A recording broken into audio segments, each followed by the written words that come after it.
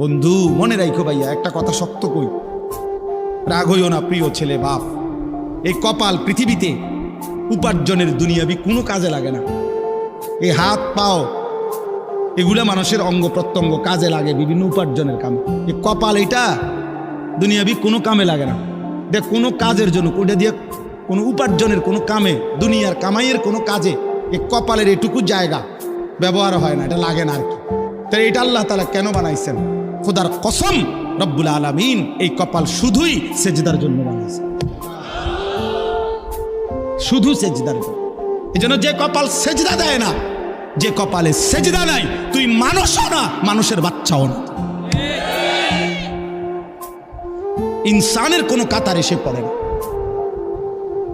সে কোনো মানুষের কাতারে পড়ে না। ইনসানের কোনো কাতারে পড়ে না যার কপালে সেজদা। কারণ কপাল বানানোই হয়েছে।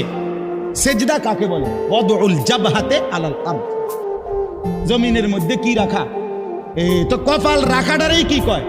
তার মানে সেজদা কপাল, কপাল বানানোই হয়েছে কিসের জন্য?